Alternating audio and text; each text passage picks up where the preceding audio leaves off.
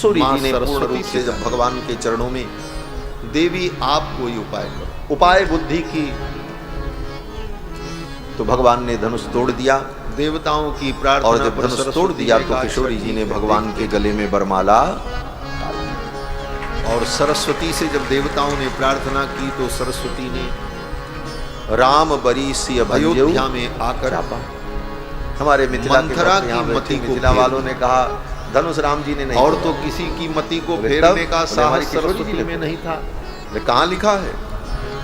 राम बरी भंजो, उसी की मति बदल कर धनुष तोड़ा, सरस्वती राम बरी भंजो चापा, सिय भंजो चापा, किशोरी जी ने धनुष तोड़ा। दैवो दुर्बल घात, तो ये भी मान लेने में कोई आपत्ति नहीं है भाव की दृष्टि से। देवता भी दुर्बल पर ही शासन करते हैं।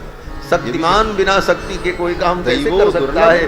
तो प्रभु की शक्ति तो किशोरी जी हैं। और जब धनुष, देवता भी दुर्बल को सता, तो तीनों लोक में भगवान की जय जयकार हुई। सरस्वती की हिम्मत नहीं हुई,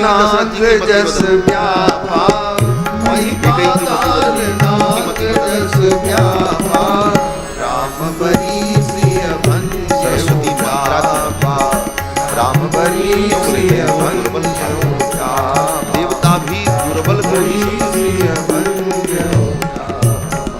महात्मा कहते थे, किशोरी जी ने भगवान का वर्ण किया, बरमाला पहनाई। बलि किसकी चढ़ती है? बोले बकरी। जब बरमाला हो गई, शेर की बलि कोई नहीं चढ़ाता, शेर को चढ़ाने जाओ तो जनक जी महाराज ने कहा, राम कोई ऐसे पशु की बलि नहीं करते जो पशु बड़ा पराक्रमी हो, बोले उसको पकड़ने के कन्यादान को दान देगा, निरीह है तुम्हारे दैवो दुर्बल, और मैं भी अपनी दुर्बलता को सब घात करते पूर्ण कर, देवताओं ने भी ये कन्यादान सरस्वती को स्वीकार किया। केवल संकेत में कर रहा हूं उसी क्षण, बाकी तो जनक जी महाराज कन्यादान करने जा रहे थे, यज्ञादि में जो पशु का, लेकिन राम जी धर्म है, शास्त्र की विधि है, उसका सब राम जी ने कहा मैं कन्यादान। लेकिन यहाँ उदाहरण, केवल उदाहरण के लिए, समझाने के लिए बात कही जा रही है।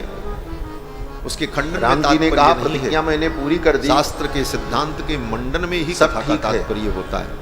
लेकिन तो कन्यादान लेकर पाणी ग्रहण तो तब मैं करूंगा जब मेरे पिताजी आएंगे और मेरे पिताजी अनुमति देंगे, तब मैं विवाह। ये राम जी ने मर्यादा स्थापित। अजस पिटारी ताहि कर गई गिरा मति, अगर राम जी पाणी ग्रहण कर ले, सरस्वती ने मति फेर दी, कन्यादान ले लेते, कोई अधर्म नहीं होता। अयोध्या में राज्याभिषेक की तैयारी चल रही थी, सब कुछ मर्यादा के अनुकूल लगाए जा रहे थे, बंधनवार प्रतिज्ञा भी पूर्ण की थी राम जी ने, चारों कहीं कोई प्रकार की आपत्ति नहीं थी। लेकिन इसके बाद भी राम जी की पितृभक्ति, राम जी ने कहा मैं अपने पिता के अधीन हूं, जब तक मेरे पिताजी अनुमति नहीं देंगे तब तक मैं विवाह। स्वर्ण मुद्राएं दे रही थी, जनक जी की आंखों में आंसू आ गए। राम मर्यादाओं का पालन कैसे किया जाता है, ये राम जी से सीखना चाहिए। इसीलिए आज भी रामचरित्र प्रासंगिक चंद्र, आज लाखों वर्ष से इस धरती पर रामायण को गाया जा रहा है, सुना जा रहा है। क्यों? अचानक रामचरित्र आज भी हमारे जीवन का मार्गदर्शन। जब छत पे आज राम जी के इस चरित्र का अनुकरण अयोध्या सजाई जा रही, बच्चों के जीवन में आ जाए पर पुष्प ने माँ बाप का रोना धोना बंद हो जाए।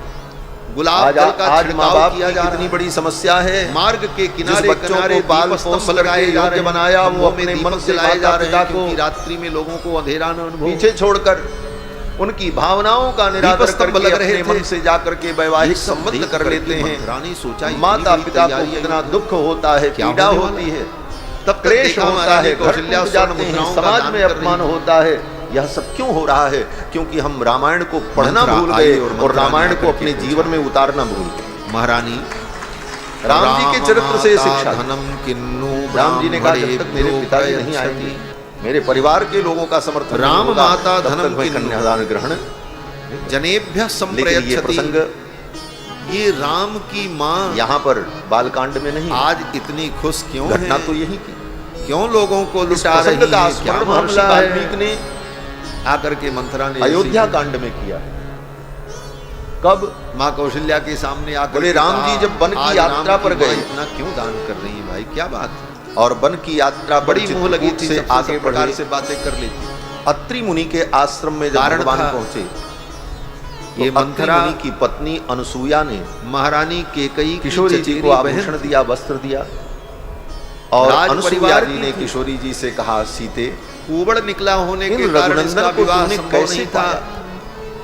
बचपन से ही महारानी केकई इनके के साथ साथ तुम्हारा में पली विवाह और बड़ी कैसे हुई। हुआ? अपने विवाह की चर्चा जब हमको केकई सुनाओ। जी का विवाह हो गया तो तब मंथरा वहां ने पर कहा, मैं किशोरी कहाँ जी ने, जाऊं? जानकी जी ने, महारानी अत्रि केकई ने मुनि कहा, की चलो पत्नी मेरे साथ जहां मैं रहूंगी। अनुसुईया को अपने विवाह की जो कथा महारानी सुनाई, केकई उस अपने प्रसंग साथ में किशोरी उसे जी ने लेकर कहा कि ये इतने राज शील परिवार विद्वान की हैं, बेटी थी, इतने इसीलिए संकोची हैं कि धनुष किसी से टूटने दबती के बाद नहीं थी मेरे महाराज। पिताजी कन्यादान करना चाहते उसी थे, ठाट बाट लेकिन में इन्होंने रहती मना थी कर और दिया। महारानी केकई का जब तो तक बरद मेरे हस्त पिता नहीं रहता ही आएंगे, था।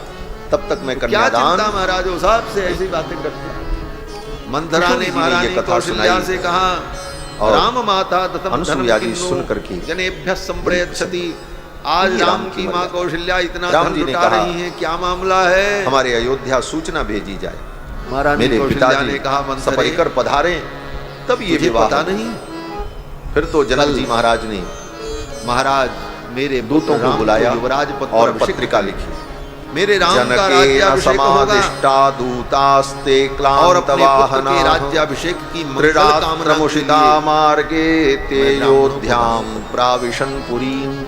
इतना सुनते पत्रिका ही लिख तो करके मंथरा के हृदय में आग लगी। जनक जी ने राम राजा दूतों को बने। दिया और कहा, ये पत्रिका लेकर के अयोध्या जाओ। सा दह्यमाना तीव्रगामी क्रोधेन अश्व पर मंथरा बैठकर दूत लोग पापदर्शिनी। अयोध्या के लिए चल पड़े। पाप दर्शनी मंथरा 3 के दिन हृदय 3 में आग रात्रि लगी। चल करके तब दूत दौड़ी लोग वहां अयोध्या सीढ़ी से उतर करके त्रिरात्रमुषिता नीचे मार्गे ते योध्याम ऊबड़ प्राविशन निकला पुरीम। था, चलने में और थोड़ी जब असुविधा थी। अयोध्या में सीढ़ी उतरना दशरथ था, जी महाराज के जल्दबाजी दरबार में क्रोध में पहुंचे। तमतमाती हुई दशरथ चली, जी को पता पैर चला सरक गया, उतरना मिथिला नहीं से पड़ा, ये दूत कई आए बार हैं, भी नीचे पुत्रों का उतर गए। संदेश लेकर के आए। हाथ पैर छिल गए, दशरथ जी का हृदय भरा। लेकिन इतने दिन बाद जब से गए दूसरे रघुनंदन, के सुख को आज राम कोई के संदेश राज्याभिषेक आया को है, कहाँ थे, कैसे न हैं, देख क्या पाने है? की जो आग कोई उसके हृदय सूचना में नहीं थी। मिल पा रही थी। मंथरा चल आज पड़ी दूत आए और सीधे दूतों ने कहा, महाराज हम आपके पुत्रों का केकई। संदेश लेकर के आए हैं। महारानी और केकई जनक बड़े से- ठाठ से अपने पलंग पर अब तो लेटी दशरथ थी। जी महाराज ने सब काम छोड़ दिया और बड़े आदर तकिए से के उन ऊपर दूतों को अपना बुलाया। हाथ रख करके सिर का सहारा सम्मान लेकर किया, उनको बैठाया बड़े ठाठ से महारानी और को बड़े लेटी प्रेम हुई से को पूछा, महारानी केकई लेटी। भैया कहो मुसल मंथरा दो आई। बारे, तुम नीके निज नयन निहारे। जब पहुंची मंथरा तो मंथरा ने आते ही कहा, उत्तिष्ठ मूढ़े किम शेषे। अरे मूर्खे तू सो रही है? महारानी केकई को ऐसे कहती वो लगी बहन है। मंथरा ने कहा, अरे मूर्खे तू सो रही है? तेरे ऊपर महान विपत्ति आने वाली है। महारानी केकई के ऊपर कोई फर्क नहीं पड़ा। मेरे वो दोनों जानती बालक हैं कि कुशल ऐसी से तो होती है। महारानी केकई अपनी मुद्रा में उसी सहज भाव में लेटी रही। एक दूत मंथरा को ने एक कहा, संदेश मूर्खे तू वाहक सो को रही है, तेरे ऊपर भयानक विपत्ति आने भैया वाली शब्द है और से तुझे संबोधित कुछ पता करते नहीं हैं है। चक्रवर्ती। भैया महारानी केकई ने हमारे मुस्कुराते हुए अयोध्या की लेटे लेटे ही कहा, बड़ी क्या प्यारी बात हो भाषा गई? है। पूरी बात तो जो बताओ। बहुत प्रिय हो और जिससे बहुत तब आत्मीयता मंथरा ने हो, कहा, महारानी उसको भैया कह करके ही संबोधन करो। आपकी सवत के हमारे यहाँ पुत्र माताएं राम भी को, अपने बच्चों को कहती भैया कुछ खा लो। कौशल्या के पुत्र बहन को, भी कहती है, माँ भी कहती है, आपके सवत के पुत्र पिताजी को भी बच्चों को महाराज गांव में कहते हैं भैया कल कुछ खा लो। युवराज पद पर अभिषेक करेंगे, अवध का शब्द है, कल राम अवध का। राजा बन जाए। ये अत्यंत आत्मीयता का बोध और कराने राम वाला अगर शब्द है। राजा बन गए तो यहाँ तक कि आस पड़ोस में भी जो त्रायस्व अपने पुत्रमात्मानं आत्मीय होते हैं, वो आ जाते माम हैं, च तो लोग विस्मय ये कहते हैं, दर्शने। आओ भैया बैठो। आप अपने दशरथ पुत्र जी ने की भी रक्षा इसी करें। आत्मीयता से उन दूतों से राम कहा, अगर भैया राजा कहो बन गए तो कुशल तुम्हारे दुर्वारे, पुत्र भरत का कल्याण तुम नहीं नीके निज नयन निहारे। राम मेरे राजा दोनों बालक बनने कुशल के से बाद तो हैं, तुम्हारे आपने उनको पुत्र अपनी भरत आंखों से को देखा है। दूतों ने कहा, महाराज हमने अपनी आंखों से देखा मरवा देंगे और उन्हीं का हत्या संदेश करवा लेकर के देंगे हम भरत। आए हैं। दशरथ जी को विश्वास नहीं हो रहा। दशरथ जी ने कहा, महारानी, अपनी आंखों से देखा। समय है, सावधान हो जाओ।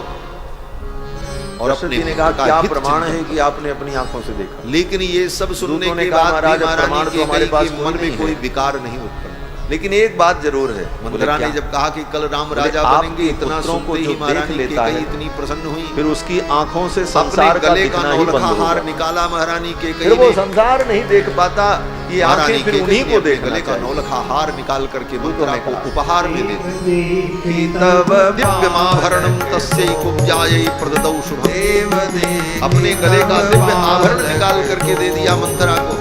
अब न आँखी तर आवत जिस समाचार को सुनने के लिए मेरे कान तरस रहे थे, वो समाचार मैं तो सोचती थी वो दिन कब आएगा जब महाराज आकर के मेरे पास ये शुभ समाचार बताएंगे कि राम को मैं राजा की ये बनाने वाक्य जा रहा रचना हूँ। लेकिन दशरथ जी महाराज बड़े गदगद हुए। बड़ी दूतों ने सारा संदेश समाचार बताया। तूने मुझे सुना। दूतों ने कहा, महाराज गुप्त महारानी पुत्रेण कैकेयी ने कहा, कौशल्यानंदवर्धनः लक्ष्मणेन सह ये कहा भ्राता विदेहेषु बसत्यसौ। कि भरत दूतों को ने कहा, विश्वामित्र राजा जी नहीं के बनाया द्वारा जाएगा, राम को राजा बनाया जाएगा। संरक्षित ये होकर भरत और राम में तुम्हें भेद क्यों दिखाई पड़ा? कौशल्यानंदवर्धन महारानी कुमार कैकेयी लक्ष्मण ने के कहा, साथ रामे वा भरते नाहम विदेहेषु विशेषम बसत्यसौ। नोपलक्षय। इस समय विदेह नगर मेरे राम में मेरे भरत वहां में पहुंच कोई गए। अंतर नहीं है। दृष्टवीर्यस्तु राम भी काकुत्स्थो मेरा बेटा जनकेन है, महात्मना। और महाराज राम आपके को राजा बना पुत्र रहे हैं। तस्मात् तुष्टामि यद काकुस्थ राजा के रामम राज्यभिषेक्षति। पराक्रम को यदि महाराज देखकर राम को राजा बना रहे हैं तो राम मैं जी तुष्ट का हूं, एक प्रसन्न नाम हूं। है काकुस्थ। इससे बड़ी प्रसन्नता। काकुस्थ और के इतना कुल में कहते हुए उत्पन्न महारानी हुए, कैकेयी ने कहा, और मांगो। इसलिए इनका नाम काकुस्थ। परम परम ते प्रददामि तम वृणु। दूतों ने कहा, कैकेयी ने कहा, मंथरे और कुछ दृष्टि तुम कोई वीर्यस्तु वरदान मांगना काकुस्थो चाहो तो मांगो। जनकेन महात्मना। मेरे तब महाराज मंथरा जनक ने ने सोचा, आपके पुत्र का पराक्रम इतना देखा कहने के बाद इनके मन में भेद नहीं और उस उत्पन्न हुआ। पराक्रम से संतुष्ट होकर मंथरा संप्रदान ने सुतायास्तु, अपनी बेटी का वो संप्रदान मंथरा करना ने चाहते हैं, दान करना चाहते हैं। भगवान राम की असूया संप्रदानम सुतायास्तु राघवे असूया कर्तुम क्या है? इच्छति। आपके पुत्र राघव को अपनी असूया बेटी माने का निंदा। सीता का कन्यादान करना चाहते हैं। कैसी निंदा? यदि वो रोचते वृत्तम जनकस्य एक महात्मनः निंदा तो वो होती है, पुरीम गच्छामहे शीघ्रम किसी मा ने भूतकालस्य निंदित काम पर्यटम्। किया दूतों तो ने उसका कहा, हम महाराज वर्णन करें तो वो उसकी निंदा कहलाती है, अगर अरे उनकी निंदा कर रहे हैं। यदि वो रोचते वृत्तम और जनकस्य व्यक्ति ने महात्मनः, निंदित काम जनक नहीं जी की किया, ये प्रतिज्ञा और जनक जी का ये विचार फिर भी उसकी निंदा हम अगर करें, आपको अच्छा लगता है, उसके अंदर दोष का तो वर्णन आप करें, मिथिला तो इस के लिए निंदा को असूया कहा जाता है। इसको कहते हैं पधारे। असूया। गुणेषु तो राजा दशरथ जी दोषाविष्करणम। ने तुरंत ये नहीं कहा, हाँ असूया। हाँ, ठीक है हम चल रहे हैं। उसके अंदर दोष दशरथ जी ने नहीं, अपने मंत्रियों को गुण ही गुण है, लेकिन उन कोई गुणों भी में भी बड़ा हम कार्य दोष करना का हो, वर्णन करने लग जाएं, निश्चित रूप से सब निर्णय आप अपने लेने में बुद्धि समर्थ के हैं और द्वारा, आपको तर्क ही के लेना है। द्वारा, तो इसको लेकिन कहते जो हैं आपके असूया। परिकर हैं उनको मंथरा विश्वास राम में जी की लेकर के ही असूया कार्य करने करने से क्यों बोले राम जी में दोष है ही नहीं। कार्य सुंदर होता है। अभी प्रसंग आया था, दशरथ जी महाराज को अपने राम मंत्रियों से जी कोई के पूछने गुणों भी की जरूरत कोई है? गणना नहीं कर सकता उनके बेटे और के राम साथ जी कोई के मंत्री दोष क्या की करें? कोई गणना नहीं कर सकता। लेकिन फिर भी दशरथ जी ने अपनी क्योंकि राजनीति राम जी के गुण और सिद्धांत अनंत हैं, के इसलिए अनुकूल उनको अपने कोई गिन मंत्रियों नहीं को सकता। बुलाया और राम जी में मंत्रियों कोई बाढ़ दोष में है ही त्याहुः नहीं तो तुम सह गिनोगे सर्वैः कहाँ? महर्षि। गणना सभा कहाँ में से जितने मंत्री बैठे थे, तो राम जी में दोष व्यक्ति, नहीं है, जयंत, लेकिन सुराष्ट्र, राष्ट्रवर्धन, अकोप, मंथरा दोष का धर्मपाल, सुमंत, ये तो 8 कहाँ से दोष महामंत्री वर्णन करती और है? जितने महर्षि बैठे वाल्मीकि थे जी सभा कहते हैं, में, सब भगवान लोगों ने के कहा, गुणों राजन, में ही आपका दोष का विचार ठीक है उद्भावन और करने का पूरी तैयारी प्रयत्न के साथ करती है। हम लोग चलें और रघुनंदन गुणेषु का मिथिला में दोषाविष्करणम। विवाह। राम जी के दूतों गुण में के ही संदेश दोष को का सुनकर अयोध्या आविष्कार के कर दरबार रही है, में जितने लोग थे उत्पादन सब कर रही है अपने बुद्धि दूतों और ने बड़े तर्क के भाव द्वारा। से कहा, मंथरा ने कहा, महारानी आप हमारे नहीं पूज्य जानती हो, ये राजाओं का धर्म बड़ा विचित्र हो जाता मामा जी होता है। महाराज बक्सर के पूज्य मामा जी, राज सत्ता उनकी का बड़ी मद सुंदर बड़ा रचना विचित्र है होता है कि दूत राम लोग जब राजा अयोध्या बनेंगे, आए मिथिला महारानी से, कौशल्या राजमाता तो बनेंगी दूतों ने पत्रिका का भाव और तुम गा करके सुना। तुम जीवन एक भर पद की अपने रचना सवत की महाराज की जी दासी ने। बनोगी, बड़ा सुंदर पद है। जीवन भर भोजपुरी में कौशल्या की दासी कि बन दूत करके लोग तुम कहते रहोगी। हैं कि हे आज भगवान, तुम राजरानी हम बन तो करके पाती महल लेके में इस पलंग आवत पर बानी, लेट रही हो, सुख पार प्राप्त कर से, रही हो, राजा लेकिन ये जनक ज्यादा दरबार दिन नहीं से। रहेगा। मंथरा ने कहा, जिस दिन राम का साम्राज्य आ जाएगा, पानी पार से राजमाता कौशल्या दरबार से तुम्हारे साथ वो व्यवहार करेंगी जो व्यवहार शत्रु विनित ही दीन दुख तुम्हें कौशिला दे। जो व्यवहार शत्रु ने विनिता के साथ किया था, करुण की मां के साथ किया था, वो व्यवहार तुम्हारे रच पच कोटिक कुटिल पन मंथरा ने महारानी कैकेयी को मंथरा ने कहा, राजा बनने के बाद तुम्हारे पुत्र भरत देश से निकाल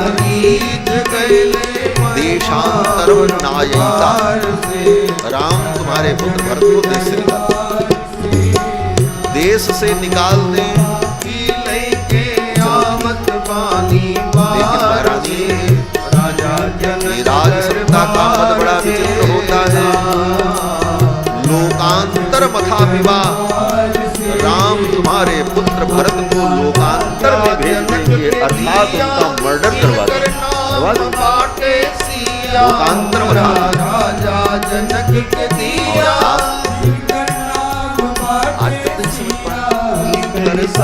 अपने पुत्र भरत में आपका इसका भी कारण मैं क्या कारण? मंथरा ने कहा, महारानी सन्निकर्षात् सौहार्दं जायते स्थावरे स्वपि। सन्निकट रहने वाले व्यक्ति से ही प्रेम होता है। सिद्धांत प्रेम किससे होगा? जो सन्निकट है। अपना ही व्यक्ति हो लेकिन अपने से दूर चला जाए तो उससे प्रेम कम होगा। सन्निकट रहने पर सन्निकट रहने वाले जड़ वस्तु से, अस्थावर वस्तु से भी व्यक्ति को प्रेम हो जाता है। चले जाने पर अपने ही परिजनों से व्यक्ति का प्रेम नहीं रहता। वाल्मीकि रामायण की इसी पंक्ति का लोकम व्यवहार में एक वाक्य कहा जाता है, प्रीति घटे परदेश बसे। परदेश चला जाए कोई व्यक्ति तो प्रीति धीरे धीरे घट जाती है। एक दो दिन उसकी याद आती है, व्यक्ति रोता है, उसको स्मरण करता है, चिंता करता है, लेकिन 2 दिन 4 दिन 10 दिन धीरे धीरे बीतते बीतते एडजस्टमेंट हो जाता है। फिर वो अपने मस्त हो बड़े बड़े घट घटे परदेश। कैकेयी से मंथरा ने कहा, सन्निकट रहने पर सौहार्द होता है, दूर रहने पर प्रेम समाप्त हो जाता है। बचपन से ही 12 वर्ष अपने बेटे भरत को देखा, क्या प्रेम होगा इस कारण से आपके मन में अपने पुत्र के प्रति प्रेम। ये सब कह कर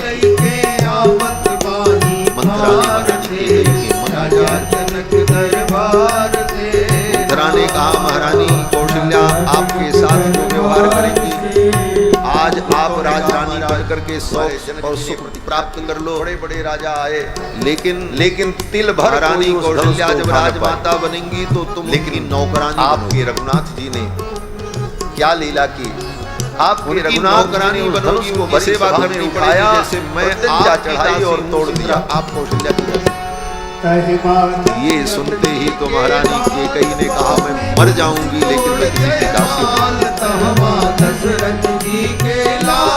वो भी सवत की से। नारी के दुनिया में सपत दुख से बड़ा कोई दुख होता ही। स्त्री के जीवन में उसके सारे सुख लुट जाएं वो संतोष कर लेगी, लेकिन सवत को जय हो सपत दुख उसे सहन नहीं होता। ये सबसे बड़ा दुख माना जाता है। सवतिया डाह इतना बड़ा दुख है स्त्री के जीवन में, इससे बड़ा कोई दुख। जब ये बात आ गई तब महारानी कैकेयी ने कहा, ऐसा नहीं होगा, मर जाऊंगी लेकिन दासी नहीं। अंत में मंथरा से महारानी कैकेयी ने कहा, मंथरे में महाराज ने निर्णय कर ही दिया। कल राम को राजा बना देंगे, मेरा बेटा भरत भी यहाँ नहीं है, क्या होगा? अब तो कोई उपाय भी नहीं। मंथरा ने कहा महारानी हमारी बात मानो तो उपाय मैं बताऊं। महारानी की गई है कि आप क्या भरत यहाँ है और कल ही राजा बनाएंगे। महाराज इतने कम समय में कौन सा उपाय? मंथरा ने बुद्धि लगाई। मंथरा ने कहा महारानी दो वरदान महाराज ने आपको कहा, आज वही दो वरदान मांगने का समय आ गया। एक वरदान में अयोध्या का राज्य भरत के लिए मांगो और दूसरे वरदान में राम के लिए 14 वर्ष का वनवास। एक बार मां की कई के हृदय में राम प्रेम प्रकट हो गया। महारानी के कई ने कहा मंथरे एक वरदान से काम चल जाएगा, अयोध्या का राज्य में भरत के लिए मांगो और राम भी अयोध्या में काहे को बनने जाए। दूतों ने संदेश तब मंथरा ने कहा नहीं, पत्रिका दी, ये राज्य भरत को मिल जाए और राम जी अयोध्या में रहे। प्रसन्न हुए। तुम्हारे और दशरथ जी ने सोचा स्थिर नहीं रह पाए अब इतने शीघ्र बारात की जनता राम जी से प्रेम करती है। प्राण होते प्रिय लागहि सब कह राम कृपाल। और जनता दशरथ जी ने सोचा इस विवाह में भरत को पद से अगर हटा कोई दे, हमारे प्रियजन परिजन इन सारी बातों से स्पष्ट होता है कि उस राजतंत्र में भी शिकायत हो जाए। लोग यही कहेंगे महाराज ने अपने ज्येष्ठ पुत्र का विवाह राजा अनुकूल नहीं है तो ऐसे राजा को हटा दिया जाए। बेटी का विवाह हो तो कोई बात नहीं, लेकिन बेटे के विवाह में अगर राजतंत्र की लोग बड़ी निंदा करते तो जीवन भर उलाहना। लेकिन उस राजतंत्र में भी एक महान लोकतंत्र था, सम्मान। और आज स्वर्ग के में लोकतंत्र में भी देवराज इंद्र उनके मित्र। यही विडंबना। दशरथ जी किसको छोड़ें, किसको निमंत्रण दें, किसको न दें, बड़ी समस्या थी। महारानी समय भी कम था। एक वरदान में काम चल जाएगा। मंथरा ने कहा नहीं, इतने जल्दी 14 वर्ष सबको के लिए निमंत्रण वन में कैसे जाएं, फिर आ जाएं, फिर अयोध्या रहें, कोई दिक्कत नहीं। निमंत्रण पत्रिका लिखी भी जाए तो लिखने में कितने महीने लग जाएंगे। कितने लोग लिखने बैठे रहेंगे तो क्या होगा? तब इतनी पत्रिका लिखी जाए। मंथरा ने कहा 14 वर्ष बहुत होता है। प्रेस तो थे नहीं महाराज। 14 वर्ष में धीरे धीरे भरत अपने राज्य को मजबूत कर लेंगे और सारी व्यवस्थाओं को अपने अनुकूल बना लेंगे। फिर राम जी आएंगे भी तो कुछ बिगड़ने वाला चिंता हुई। उसी समय देवर्षि नारद आ गए। तब देवर्षि नारद ने कहा राजन आप चिंता मत करो, निमंत्रण तो मैं बांट दूंगा। मैं तो इतना कभी निमंत्रण तो मैं बांट दूंगा। आज मुझे पता चला तू कितनी बुद्धिमान। दशरथ जी ने कहा महाराज निमंत्रण पत्रिका भी तो नहीं है, मैं क्या दूं आपको? महारानी के कई मंथरा के नारद जी ने कहा पत्रिका की गुणों का जरूरत वर्णन नहीं। कर। महारानी के कई ने कहा मंथरा तू आप ऐसा करो कि हल्दी में चावल को रंग करके और उसमें दूरबा डाल करके तेरी नाक कितनी सुंदर है। रंगे हुए चावल हल्दी में अंकित चावल हमें दे दो, वही अक्षत देकर के मैं सबको निमंत्रण कह दूंगा। निमंत्रण पत्रिका की कमर में तूने जो करदनी पहन रखी है ये दशरथ जी महाराज ने कहा ठीक है। महाराज के कई ने खूब प्रशंसा की। मंथरा 5 किलो चावल, पर 5 किलो चावल स्वार्थ दिखाई पड़ता है, वहां उसे अच्छाइयां झोली दी गई। और देवर्षि नारद ने कहा इतने में हम कहां निमंत्रण बांट भी दोष पाएंगे, इतने में तो पूरा ही नहीं लगेगा। ये मानव प्रवृत्ति। दशरथ जी ने कहा महाराज देने को तो हम 2-4 कुंटल दे दें, लेकिन आपको ढोना पड़ेगा। तेरे कान आप लेकर के घूमेंगी? वेणी कितनी सुंदर है। नारद जी ने कहा युक्ति से काम करना चाहिए। युक्ति से मुक्ति होती है। बुद्धिमान व्यक्ति जुगाड़ से काम, युक्ति को ही जुगाड़ कहा जाता है। राजकुमारी तो थी आज के समय में जिसको जुगाड़ कहते हैं लोग ना। क्या गड़बड़ था? बोले पीठ जुगाड़ से काम बन गया। जुगाड़ बने युक्ति, बाकी तो सब ठीक था। युक्त्या जीवन्ति पंडिता। हमारे यहाँ महारानी कही जाती जो कहा वो सही कहा, बुद्धिमान होते हैं। तुम्हारी नाक, तुम्हारी आंख, तुम्हारा कान, तुम्हारे अंग प्रत्यंग कितने सुंदर हैं, तुम कितनी अच्छी हो। नारद जी के पास बहुत अच्छी कहना ये तो ठीक बात है। नारद जी ने कहा लेकिन जब ढोना की बात आई तो महारानी के कई और चावल घटे भी ना, सबको निमंत्रण भी पूरा हो जाए अक्षत का। तब महारानी के कई ने कहा मंथरे ये तेरे पीठ। नारद जी ने कहा वो मिथिला से जो पत्रिका आई है उसे मंगाओ। यही बुद्धि का खजाना है, इसी में सारी बुद्धि भरी है। दूत लोग आए थे, वो पत्रिका लाई गई। साधारण नहीं। नारद जी ने कहा ये पत्रिका। महारानी के कई ने कहा तदेव स्थगु यत् घोणमिवायतम। पत्रिका जब जनकपुर में लिखी गई तो पत्रे के समान, जैसे गाड़ी में स्वर्ग लोक में, अन्य लोकों में, जहां जहां दशरथ जी महाराज के परिजन प्रियजन थे, धरती पर भी महारानी जहां के जहां कई जो कहती जो है, राजवंश रथ के था घोड़े के सब समान जगह निमंत्रण तुम्हारे पहुंच पीठ गया। पर ये जो कुबड़ इतने निकला कम हुआ समय है, में निमंत्रण बांटने का कार्य रथ नारद जी घोण ही कर सकते, विवायतम दूसरा कोई नहीं कर सकता। मतयः क्षत्र विद्याश्च जब बारात मायाश्चात्र सजी, वसंतिते, ये बुद्धि का खजाना है। 1,64,000 रघुवंशी तो आज केवल मुझे समझ में रघुवंश आया के छत्री थे जो बारात क्यों महारानी के कही चतुष्षष्ठ सहस्राणी तू चिंता मत लक्षो परि रघुवंशजा मेरे राम राजा हो जाएंगे, विवाहे राम भद्रस्य परिवार युतागता। तो मैं अपने तेरी इस परिवार कुबड़ को परिजनों के सहित सोने की माला 1,64,000 तो केवल बढ़िया रघुवंशी छत्री थे। 24 कैरेट बाकी के जो सोने थे की माला बनवाऊंगी। ऋषि मुनि महात्मा सेवक नौकर यम। चाकर और भी हंसने वाली बात नहीं, ऐसे ही लिखा हुआ गायक है। गुणी बड़े बड़े महारानी केकई ने कहा, व्यापारी जातेन च सुवर्णे, कोई संख्या ही नहीं। शुद्ध सोने की इतनी बड़ी हुई बारात अयोध्या थोड़ी से भी मिलावट सज उसमें कर नहीं रहेगी, शुद्ध 24 मिथिला कैरेट। के लिए चलने को तैयार हो गई। ऐसे सुवर्ण की माला में तेरे इस कुबड़ को दशरथ जी पहनाऊंगी महाराज ने कहा और मेरा आगे भरत राजा आगे बन जाएगा। ये मुनि महात्मा लोग मंथरे थे। वसिष्ठो वामदेवश्च जाबालिरथकश्यपः अक्षतम समर्पयामि। भगवान वशिष्ठ, भगवान वामदेव, जाबाल मेरा भरत राजा और कश्यप, ये महामुनि लोग मंथरा ने कहा महारानी एते सब हो द्वियाः जाएगा, प्रयान्त्वग्रे, आप मेरी ये बात। द्विज लोग, ये ब्राह्मण लोग आगे आगे महारानी चले केकई ने कहा और मंथरा इनके तू पीछे चिंता मत मेरा कर। रथ है। देवराज मेरा इंद्र भरत भी आए। राजा हो जाएगा तो सबसे पहले देवराज मैं भरत से इंद्र अपने कहूंगी, भरत, ऐरावत पर बैठ तुम करके एक काम आए करो। और अयोध्या से महाराज अद्भुत भरत बारात से राम जी कहूंगी की मिथिला के लिए चल पड़ी। कि गुप्तचरों को, दूतों जब को, बारात सिपाहियों को पूरी दुनिया में भेजो, पता सारे लगाओ मंगल हो। इस धरती पर कितनी कुबड़ी स्त्रियां हैं। जितने शुभ शकुन उन थे वो सारी सब राम जी कुबड़ी के स्त्रियों विवाह को में अयोध्या गए। बुलाया जाएगा। महारानी केकई ने कहा इस धरती बोले पर उन जितनी शुभ शकुनों कुबड़ी ने स्त्रियां विचार होंगी किया। उनको मैं ढूंढवाऊंगी भरत के द्वारा, अन्यत्र तो मैं और उन सबको अयोध्या बुलवाऊंगी। निरर्थक हो जाता हूँ, व्यर्थ हो जाता हूँ। और लेकिन वो सब राम कुबड़ी जी के स्त्रियां विवाह में तुम्हारी दासी बनकर के तुम्हारी हम सेवा करें। सार्थक हो जाएं। और तुम उन कुबड़ी कहीं स्त्रियों यात्रा के पर बीच व्यक्ति में चलता है राजरानी तो के सगुन समान करता शोभा है। को प्राप्त करोगी। मंथरे तू चिंता मत करना, मैं भरत को कह करके ये सब करवा। दही खा लो, तवापि कुब्जाया सर्वाभरण दर्शन कर भूषिता पादौ परिचरिष्यन्ति ब्रह्मचारी का यथैव त्वं दर्शन सदा कर मम। लो। जैसे तुम मेरे चरणों की सेवा नेवला करती दिख हो, जाए, उसी प्रकार वो कुबड़ी हेमकली स्त्रियां का दर्शन हो जाए, कुब्जा तो ये सगुन हमारी माना सेवा। जाता है। लेकिन ये मंथरा सगुन ने कहा महारानी ये सब बाद में करना, व्यक्ति के अभी जो प्रारब्ध करना के है आप सामने करो। कभी कभी कमजोर पड़ जाता है महारानी ने कहा क्या, और परिणाम मंथरा बोले ने ये कहा सगुन आप व्यर्थ भवन हो में गया। प्रवेश करो। व्यक्ति महाराज बहुत जब सगुन आएंगे करके चलता है, पूछेंगे, सगुन मना करके तो मन चलता की है, बात लेकिन मत जाने बताना। पर कोई बड़ी घटना घटित हो जब जाती वो है। अपने प्रिय पुत्र राम व्यक्ति की कहता है, शपथ ले इतना ले सगुन करके तो आए थे, लेकिन एक भी सगुन काम नहीं किया, सब सगुन बेकार हो गए। और शपथ लेकर के क्यों कहे बेकार हो गए?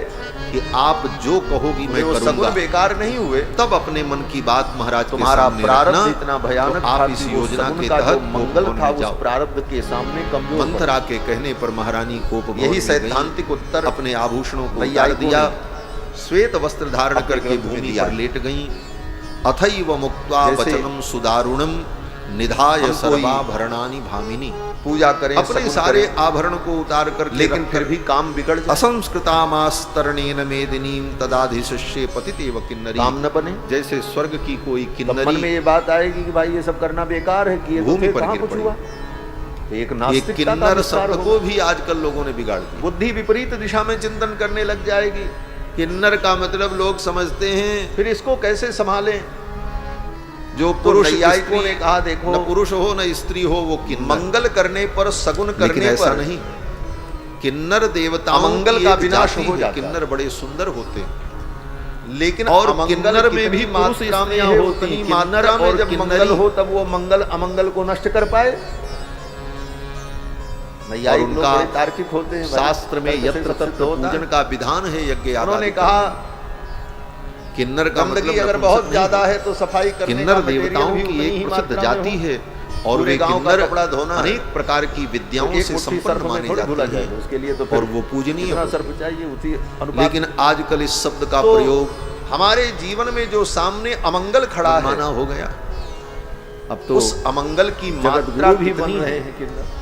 किन्नर को जब उससे ज्यादा मात्रा में जब मंगल उनको होगा जगतगुरु तो वो बना दिया मंगल जाता है। अमंगल को नष्ट करेगा। ये सब संसार की नहीं तो वो राजनीति है। मंगल ये उस दुनिया अमंगल ऐसी को चलती नष्ट नहीं रहेगी कर पाएगा। तो विषय वस्तु का मैं जो विघाताय वर्णन कर कृतम रहा हूं। मंगलम। महारानी शिष्य कैकेयी जब भूमि पर गिरी, विघ्न के विनाश के लिए मंगल किया आकर जाता के है। लेट गई और आगे कोप परंपरा भवन में तो चलती लग रहे, रहा इसलिए था ग्रंथों में, जैसे स्वर्ग की शास्त्रों में कोई इसका वर्णन किन्नरी किया आकर जाता के है। पृथ्वी पर लेट गई। कि आने वाली पीढ़ियां भी महर्षि संस्कारों वाल्मीकि को वर्णन स्वीकार करते करें। हैं कि तदादि तो ये मंगल शिष्य जो होते पतितेव हैं, किन्नरी, हमारे प्रारब्ध के जैसे अनुसार स्वर्ग की फलदायी कोई हो। किन्नरी, अगर हमारा प्रारब्ध प्रबल है, पुण्य के क्षय हो तो जाने मंगल पर हमने बहुत किया, लेकिन वो पृथ्वी प्रारब्ध पर गिर इतना पड़ी हो मजबूत था कि वो मंगल और अपने उत्तम उस लोक प्रारब्ध में को जाने रोक का नहीं पाता। सामर्थ्य उसका समाप्त हो चुका हो। और इस जो प्रकार घटना महारानी होती की हो, कई भूमि पर लेटी है। तो कभी कभी इन कारणों से महारानी हमारी के बुद्धि कई में को ये लेट भाव लेते। आता है कि ये सब करना बेकार है, अब इतना रात तो बीते किए थे, कुछ हुआ नहीं। तब सवेरे जो तो होगा देखा ऐसी जाएगा। नास्तिकता उत्पन्न न हो। महाराज को जब इसलिए पता चलेगा, महाराज आएंगे, मन को इस मिलेंगे, प्रकार वरदान की समझाना बात चाहिए। होगी। कथा तो बड़ी लंबी है, लेकिन आज बस इतना कितनों ही। को समझाएंगे? सामान्य आगे की व्यक्ति चर्चा कहाँ हम तक लोग कल समझेगा? के सत्र में करेंगे। सामान्य व्यक्ति तो यही कहेगा ये कल। सब बेकार है, अब भगवान इनका को कोई वन में अर्थ नहीं भेजना है इन भी मंगलों का। बड़ा लंबा और काम ये हो आज की जाएगा। बात नहीं है, लाखों वर्ष इसलिए पहले कल ही राम जी वन में जाएंगे। उन मंगलों ने और विचार कल ही किया लौट कि करके समाज आ भी में हम जाएंगे। असत्य सिद्ध हो जाते हैं। काहे को राम जी को 14 वर्ष वन में घुमावे? हमारी कल ही राम जी का सत्यता राज्याभिषेक सिद्ध नहीं भी हो कर दिया। पाती। लेकिन आज कल तो राम 10वीं जी का तिथि ब्याह भी होने है। जा रहा है। राम जी का के ब्याह में हम राज्याभिषेक चलें 10वीं को ही तो हम हुआ था। सत्य सिद्ध हो जाएं। क्यों बोले राम जी के विवाह राम में नवमी कोई के दिन अमंगल है ही प्रस्ताव नहीं हुआ है। था। राम कि जी कल के विवाह में राज्याभिषेक कोई होगा विघ्न है ही 10वीं नहीं को, है। चैत्र के तो हम शुक्ल चलेंगे 10वीं तो को। हमारी यही सार्थकता महाराज सिद्ध दशरथ हो ने घोषणा जाएगी। की थी। जन सब 14 वर्ष साचे बाद राम होने जी जब वन से लौट भये करके आए सगुन। थे, तो रामनवमी के दूसरे दिन जो सारे दशमी होती सगुन है, दशमी एक के दिन बार में पुष्य ही नक्षत्र में ही राम जी का राम जी की राज्याभिषेक बारात हो अयोध्या जाना से है। चली। तो कल 10वीं तिथि तो है, शुक्ल पक्ष नहीं है, कृष्ण पक्ष है, लेकिन तिथि तो 10वीं ही है। कल राम जी के राज्याभिषेक का वर्णन करते हुए इस राम कथा के पुरुष विश्राम देंगे। कथा तो भगवान की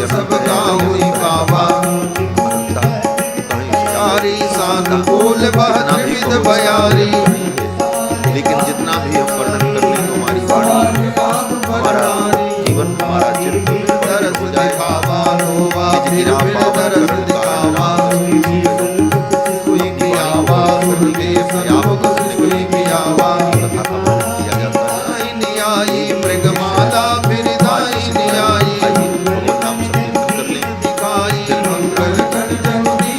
राम कहे जा, राम कहे जा, सीता राम कहे जा, राम कहे जा, राम कहे जा, सीता राम कहे जा, राम कहे जा, राम कहे जा, सीता राम कहे जा, राम कहे जा, राम कहे जा, सीता राम कहे जा, राम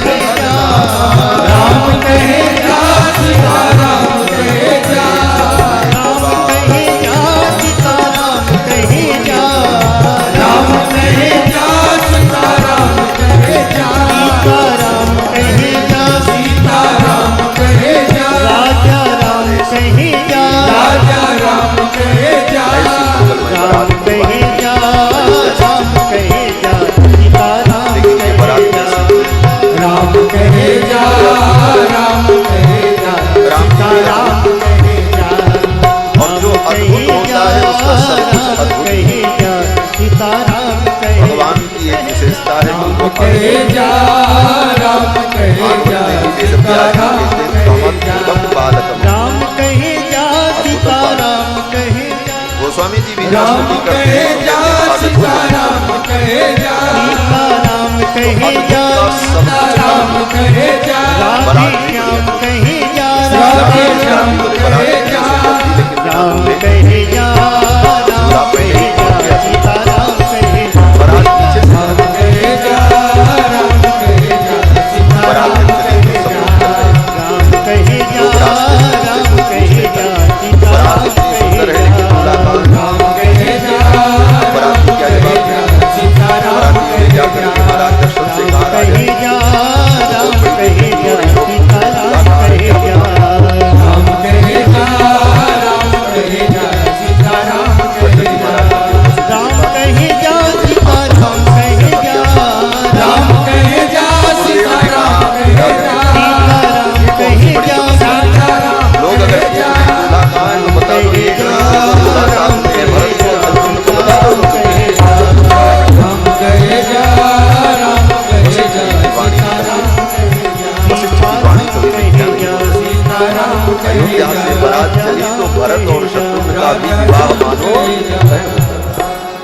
वशिष्ठ जी ने कह दिया कि ये भी दूल्हा है तो फिर इनका ब्याह भी होने अब तो बारात चल पड़ी, बड़े धूमधाम से बारात जनक जी के रास्ते में स्वागत की बड़ी तैयारी, जगह जगह नदियों पर से भगवान जगह जगह पर बारात को जन्माशा जनक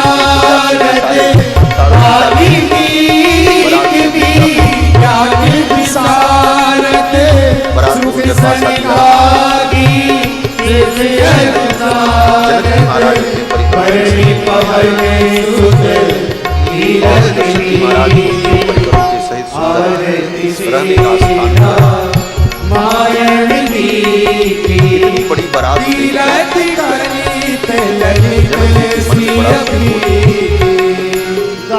बारात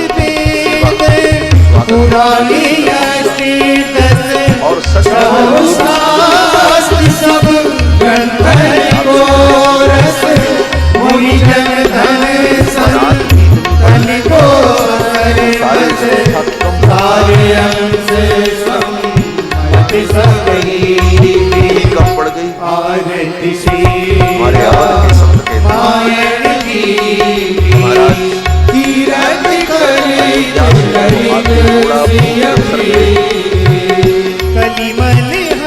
भी व्यवस्था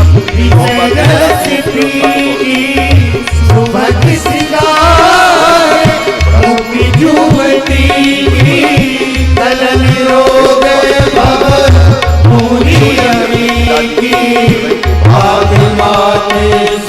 और किशोरी जी ने अपनी महिमा पर किया अष्ट सिद्धि नवनिधियों का आस्वाद किया महिमा महिमा लहिमा प्राप्त राधा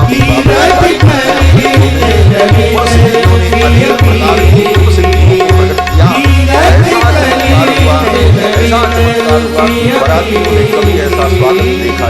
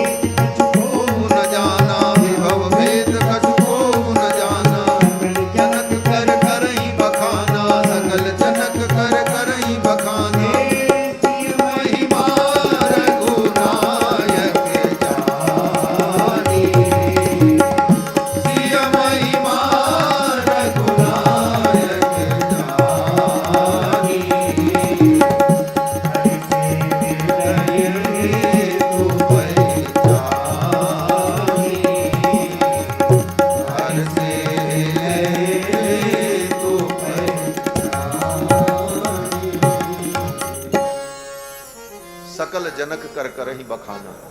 सब लोग तो जनक जी का बखान कर रहे थे, वाह जनक जी ने इतनी सुंदर व्यवस्था की, इतनी सुंदर व्यवस्था की। लेकिन ये महिमा तो किशोरी जी की थी। रघुनाथ जी ने जाना सिय महिमा रघुनायक जानी। और किशोरी जी ने ऐसा संकल्प किया। बरातियों का बड़ा दिव्य भव्य स्वागत हुआ। विश्वामित्र जी महाराज राम लक्ष्मण को लेकर के आए जनवास में। प्रभु श्री राम ने, कुमार लक्ष्मण ने पिताजी को देखा। इतने दिन बाद पिताजी मिले, चरणों में प्रणाम किया। उठा करके दोनों भाइयों को दशरथ जी महाराज ने हृदय से लगा लिया। राम जी को देखकर जितने बराती थे उनकी छाती शीतल हो गई। महाराज राम ही देखी बरात राम ही देखी बरात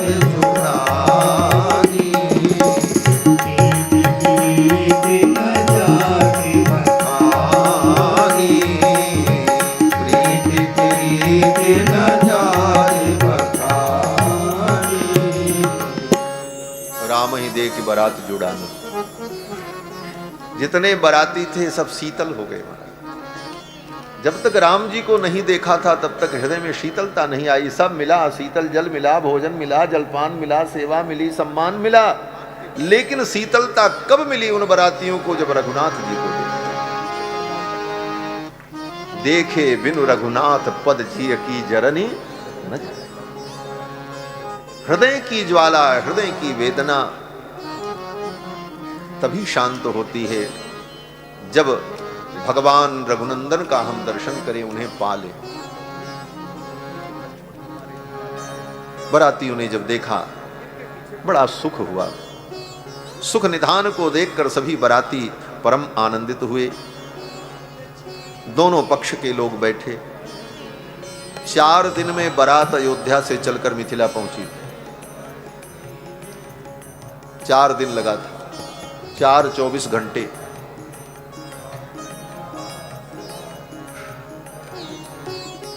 जब बारात पहुंची, जनवासे में सब लोग बैठे तो दोनों कुल का परिचय हुआ।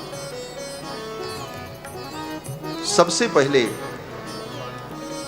दशरथ जी महाराज के कुल का परिचय गुरुदेव वशिष्ठ ने सुनाया, जिसको साखोचार कहते हैं।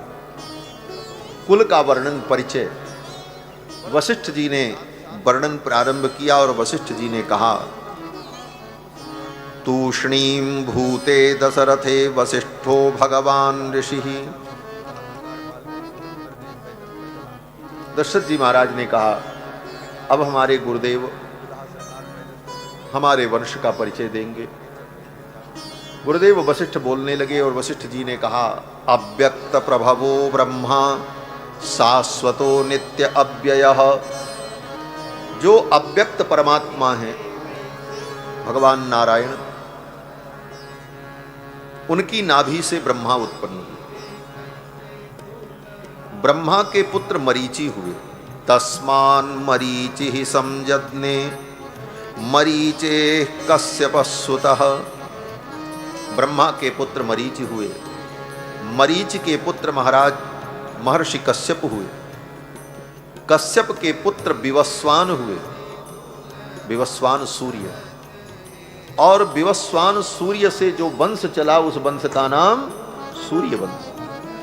विवस्वान के पुत्र हुए वैवस्वत मनु। वैवस्वत मनु के पुत्र जो हुए उनका नाम इक्ष्वाकु। इक्ष्वाकु के जो पुत्र हुए उनका नाम कुक्षि। कुक्ष के पुत्र जो हुए उनका नाम विकुक्षि।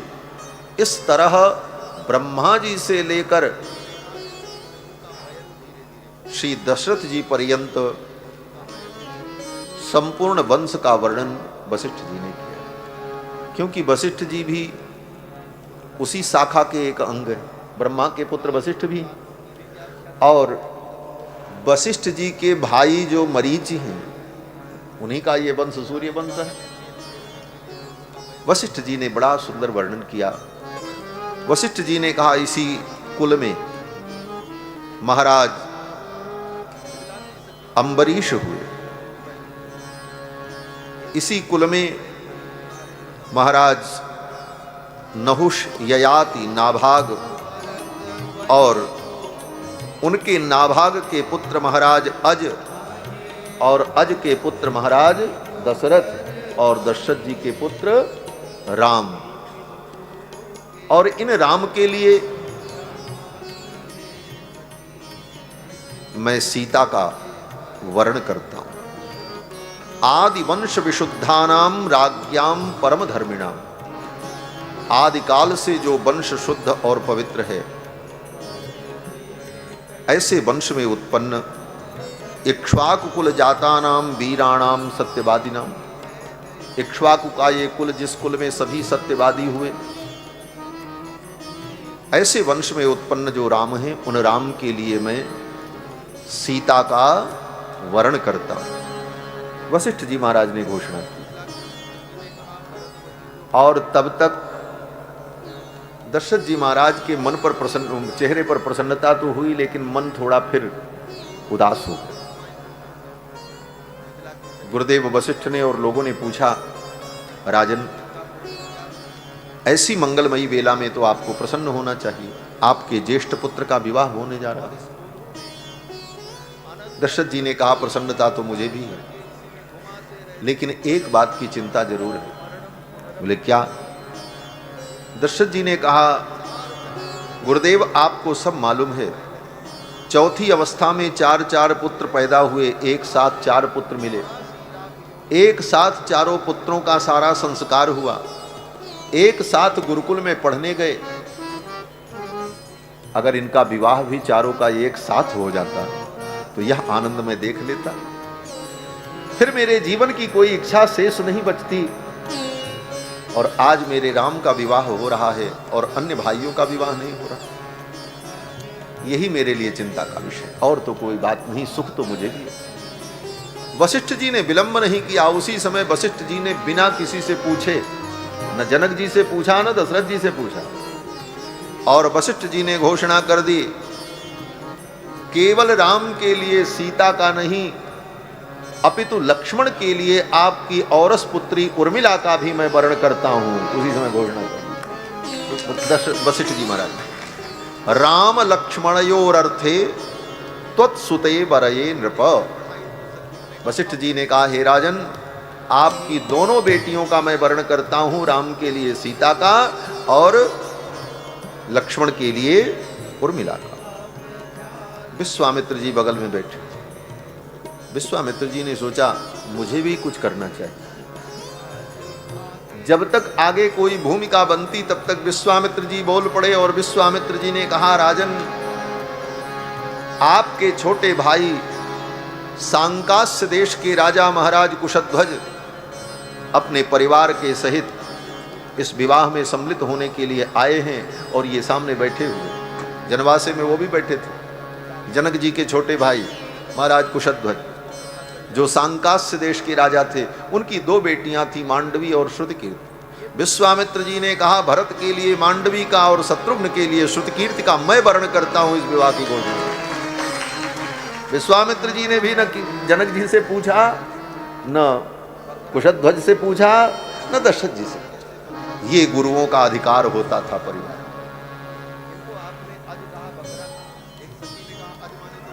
आचार्य का और गुरु का अपने शिष्य परिवार पर इतना अधिकार होता था कि वो जो निर्णय कर दें उनको किसी से पूछने की, और लोग स्वीकार कर लेते। इसीलिए लोगों के जीवन में सुख शांति और समृद्धि थी। आज गुरुओं के बताए हुए मार्ग पर कोई नहीं चलना चाहता, गुरु को भी अपने हिसाब से चलाना चाहता। हम जैसा चाहें वैसा गुरु जी करें, हम अच्छा करें उसका भी वो समर्थन करें, हम जो करें उनका समर्थन केवल हमें मिल जाए बस। समर्थन मत प्राप्त करो, उनकी कृपा प्राप्त करो, उनके मार्गदर्शन में चलो, जीवन मंगलमय हो। हमारे पूज्य महाराज श्री कहते थे जीवन में कुछ समझ में ना आए तो 3 चीजों को समझ लो बस। क्या? बोले तुम्हारे जीवन में एक मार्ग तय हो जाए, किस मार्ग से चलना। सब काम सब कोई नहीं कर सकता। अनंत शास्त्रम बहुलाश्य विद्या, अनंत शास्त्र है, बहुत विद्याएं हैं, क्या क्या पढ़ोगे, क्या क्या जानोगे। अनंत शास्त्रम बहुलाश्य विद्या, नैको ऋषिर यस्य वच प्रमाण। कोई ऐसा ऋषि नहीं है जिसके वचन को आप गलत सिद्ध करो। सब बातें अच्छी कहते हैं, लेकिन करोगे क्या? कितना करोगे? बोले तब कहते महाजनो जेन गता सकल। महापुरुष जिस मार्ग पर चले हैं उसी मार्ग को अपना मार्ग चुन लो। एक बार जीवन में एक पंथ तय कर लो, और जीवन में उस पंथ पर चलने के लिए कहीं भटकाव हो जाए तो बोले आज रास्ते में चलते हैं, कहीं भटक गए तो क्या करते हैं? बोले तुरंत गूगल के मैप में सर्च करते हैं, गूगल बता देता ऐसे चलो ऐसे चलो ऐसे चलो, पहुंच जाओ। बोले एक पंथ तय कर लो, चल पड़ो, और भटकाव का डर बना रहेगा। जीवन में एक ग्रंथ स्वीकार कर लो, गीता, रामायण, रामचरितमानस, भागवत, कोई एक ग्रंथ को अपने जीवन का सार सर्वस्व बना लो। उस ग्रंथ के मार्गदर्शन में चलते रहो, ग्रंथ तुम्हारा मार्गदर्शक बन जाए। एक पंथ तय हो जाए, एक ग्रंथ तय हो जाए, और तुम्हारे जीवन में एक संत हो, जहां जाकर के तुम्हारा मस्तक झुक जाए, जहां पर तुम्हारा ज्ञान, तुम्हारी बुद्धि सब कुछ समर्पित हो जाए, वहां तो केवल आज्ञा पालन है। ये तीन चीजें जीवन में हो जाएं, एक पंथ, एक ग्रंथ और जीवन में एक संत, बस जीवन यात्रा मंगलमयी हो। बहुत कुछ समझने की बातें हैं, परंतु इतना भी जीवन में हो जाए तो जीवन दिव्य बन जाता है। विश्वामित्र जी ने घोषणा कर दी, भरतस्य कुमारस्य शत्रुघ्नस्य च धीमतः वरयेते सुते राजस्तयोरर्थे महात्मनोः। इन दोनों कुमारों के लिए, इन दोनों बेटियों का मैं वर्ण करता हूं। इतना सुनते ही तो जनवासे में जय जयकार होने लगी, फूल की वर्षा होने लगी, चारों तरफ दुंदुभियां बजने लगी और जनक जी ने खड़े होकर आंखों से अश्रुपात करते हुए जनक जी ने कहा, जनक प्रांजलिर्वाक्यम उवाच मुनि पुंगवौ।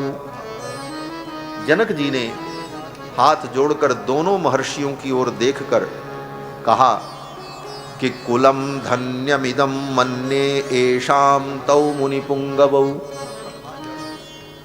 हे मुनि पुंगव, हे मुनिवर, कुलम धन्यम इदम मन्ये, आज मैं ये मान रहा हूं कि हमारा कुल और महाराज दशरथ का कुल, ये दोनों कुल धन्य हो गया। क्यों बोले, सदृशम कुल संबंधम, ये सदृश कुल संबंध जो तय हुआ, यदा ज्ञापयत स्वयं, इस संबंध के लिए आप दोनों महापुरुषों ने आगे आकर के यह संबंध स्पष्ट कर दिया, तय कर दिया। आज ये दोनों कुल धन्य हो गए। फिर तो महाराज बाजे बजे, मंगल गीत गाया जाने लगा। महर्षि वाल्मीकि कहते हैं कि वशिष्ठ जी ने कहा कि इस विवाह के पूर्व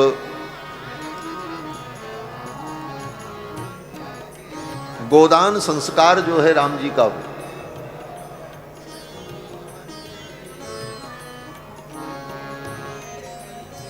जिस दिन जनवासे में ये विवाह तय हुआ, सब कुछ बात हुई, उस दिन मघा नक्षत्र था। वशिष्ठ जी ने कहा, मघा ह्यद्य महाबाहो तृतीय दिवसे प्रभो फाल्गुन्यामुत्तरे राजस्तस्मिन् वैवाहिकम कुरु। हे राजन, आज तो मघा नक्षत्र है, आज के 3 दिन बाद उत्तरा फाल्गुनी नक्षत्र आएगा और उत्तरा फाल्गुनी नक्षत्र में ये मंगलमय विवाह हो। लेकिन उसके पहले गोदान संस्कार हो। राम लक्ष्मणयो राजन गोदानम कारयस्व। ये गोदान संस्कार, गोदान माने गाय का दान नहीं। गोदान जो है वो तो गोदान होता है, बहुत सारे कार्यों में गोदान होता है, लेकिन गोदान एक संस्कार है, विवाह के पहले का संस्कार है। आज तो स्थिति ये है कि 16 संस्कारों का नाम भी हम भूल गए। इतने लोग बैठे हैं सभी सत्संगी, अगर पूछो कि जन्म से लेकर मृत्यु पर्यंत हिंदू सनातन धर्म में 16 संस्कार कौन कौन से होते हैं, तो उनका नाम भी लोगों को नहीं। यही हमारी संस्कारहीनता है। थ्योरी तो हमने बहुत पढ़ी और बहुत सुना, लेकिन प्रैक्टिकल जीवन में कुछ नहीं हुआ। यह संस्कारहीनता ही हिंदू समाज को समय समय पर कमजोर कर देती है। विधर्मी हावी हो जाते हैं। क्यों बोले, हम धर्म को भी अपनी सुविधा के अनुसार चुनते हैं। ये करने में सुविधा है तो ये कर लें, धर्म हो जाएगा, धर्म का फल सुख हमको मिल जाएगा। धर्म की जो गति है धर्म की जो विधि है, जो उसका स्वरूप है, उस रूप में हम स्वीकार नहीं करते। बस उतने अंश में हम स्वीकार करते हैं जहां तक हमको सुविधा लगती है और हमें लगता है इसका लाभ हमें मिल जाए, इससे हमको लाभ मिल जाएगा। तो धर्म को भी केवल हमने साधन मान करके जीवन में रखा, धर्म को साध्य नहीं समझा। आज ये स्थिति है कि जन्म से मृत्यु तक के कितने संस्कार होते हैं, उन संस्कारों का नाम भी लोगों को नहीं मालूम। क्रम से पूछो कि 16 संस्कार क्या हैं? अरे 16 तो अनिवार्य संस्कार हैं। ऐसे तो महर्षि याज्ञवल्क्य ने 48 प्रकार के संस्कार का वर्णन किया है अपनी स्मृति में। आज उन संस्कारों का नाम भी पता नहीं।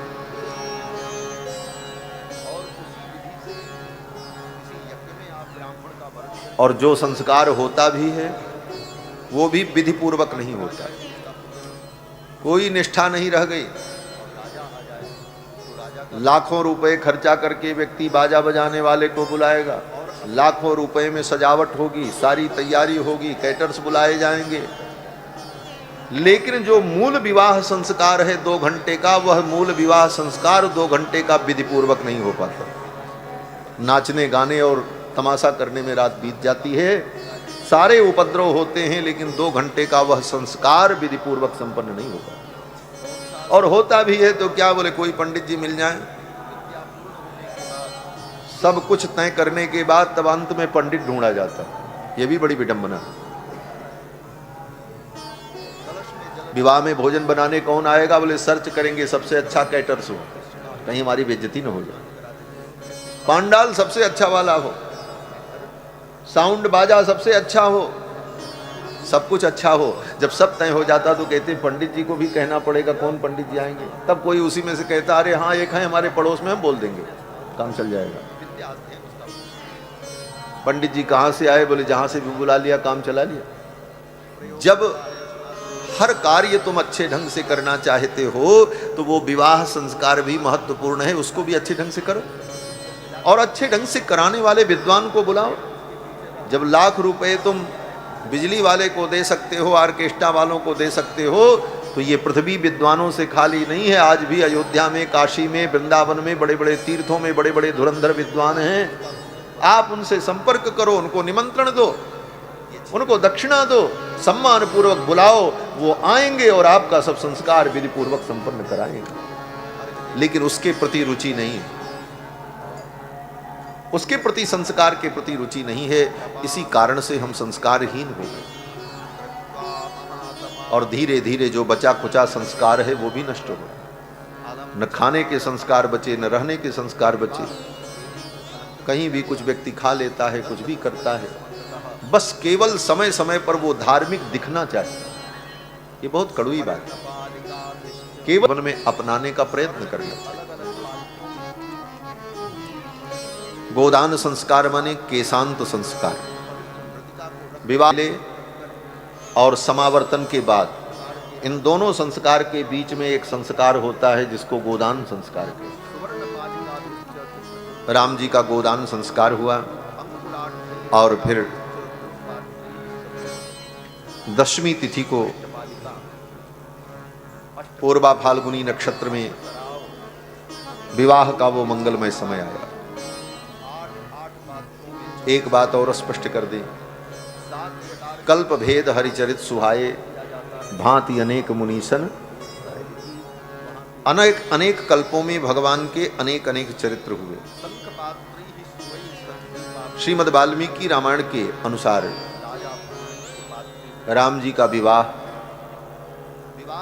वैशाख के शुक्ल पक्ष की 10वीं तिथि को हुआ।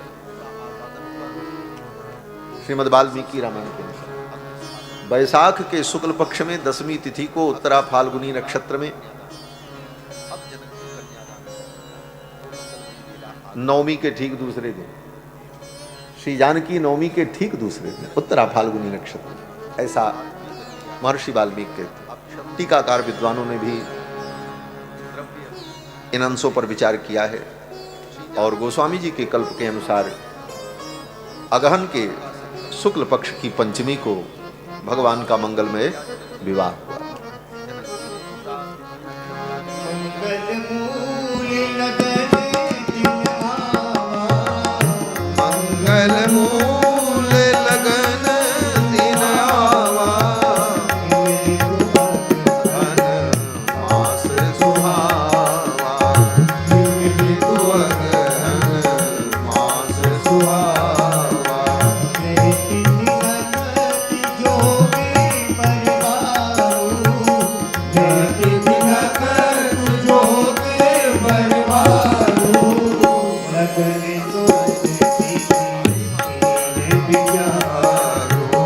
लगन सोध कीजिए दीन विचार।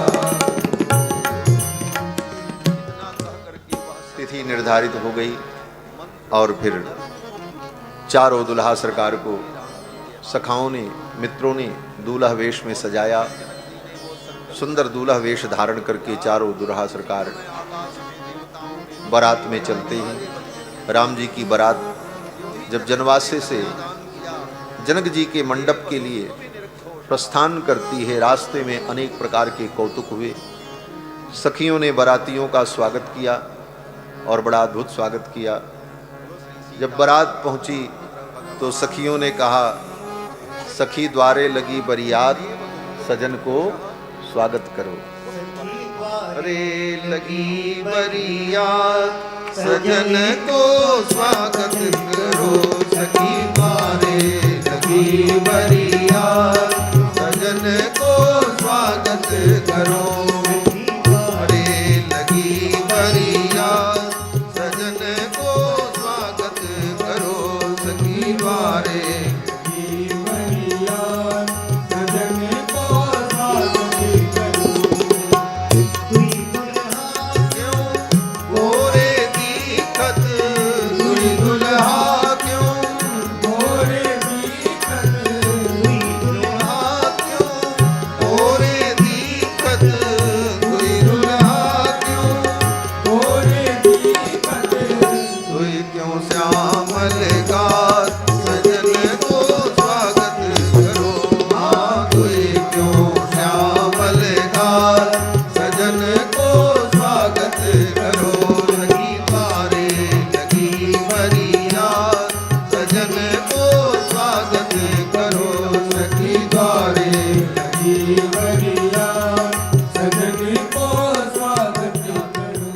की सखियों ने कहा, सरकार ये दो दुल्हा गोरे दिख रहे हैं और दो सांवले, ऐसा क्यों?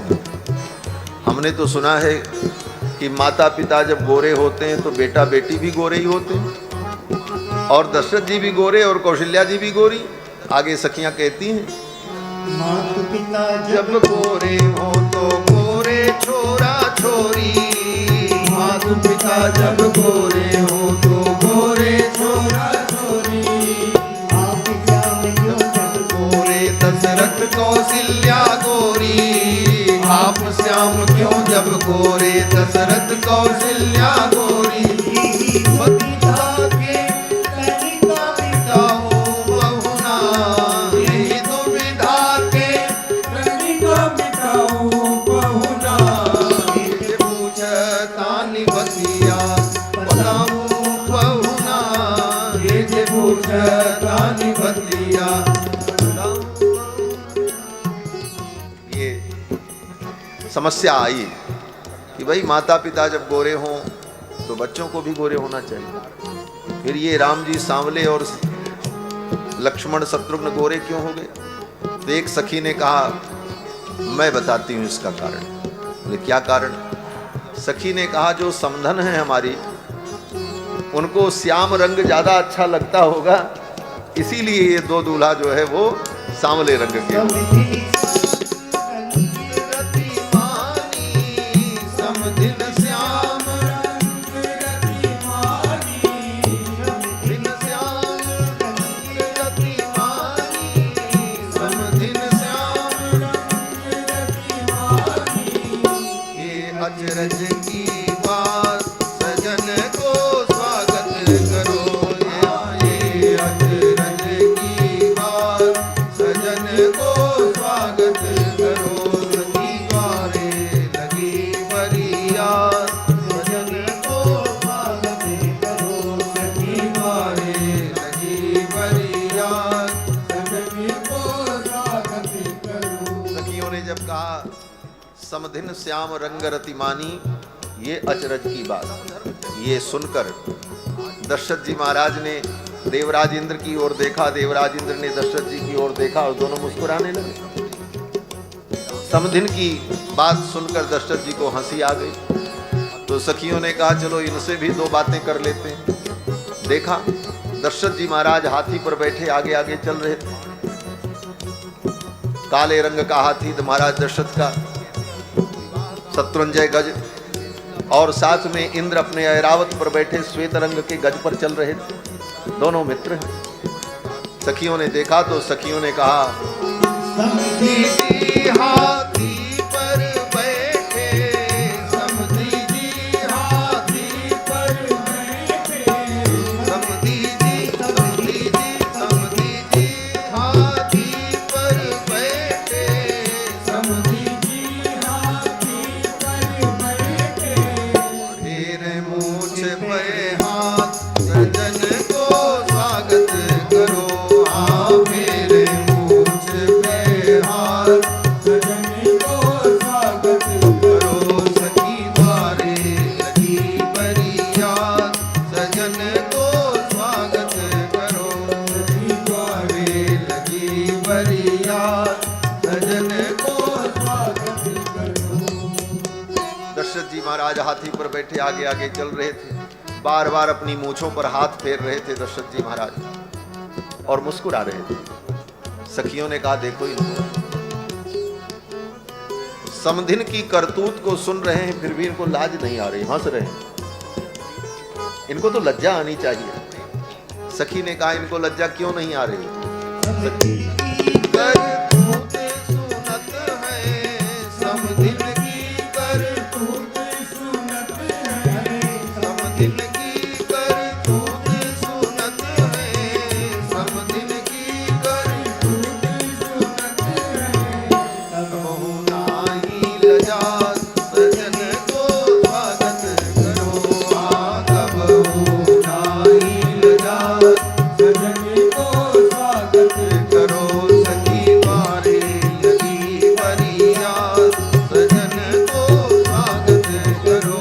सखी द्वारे लगी बरियात सजन को स्वागत करो। सखी ने कहा, समधिन की करतूत सुनत हैं तबहु नाही लजात, फिर भी इनको लाज नहीं आ रही। क्या कारण है? एक सखी ने कहा, बात ऐसी है कि जब ये अयोध्या से चले थे तो अपने लाज शर्म को इन्होंने बेच दिया था। दूसरी ने कहा, नहीं नहीं, इन्होंने अपनी लाज शर्म को गिरवी रख दिया था।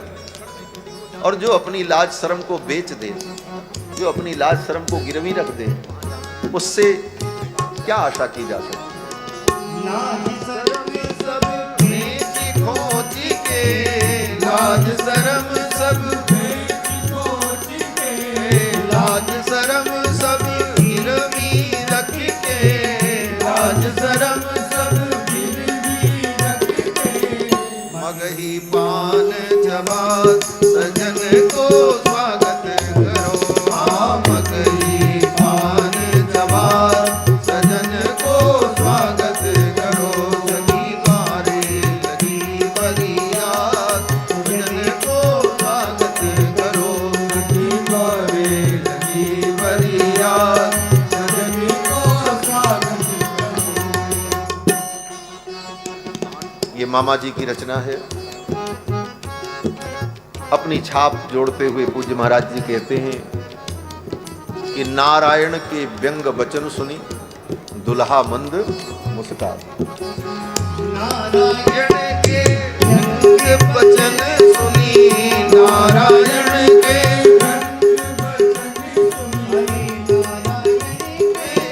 व्यंग वचन सुनी, नारायण के व्यंग वचन सुनी, दुल्हा मंद मुस्कान सजन को स्वागत करो। हाँ दुल्हा मंद मुस्कान सजन को स्वागत करो।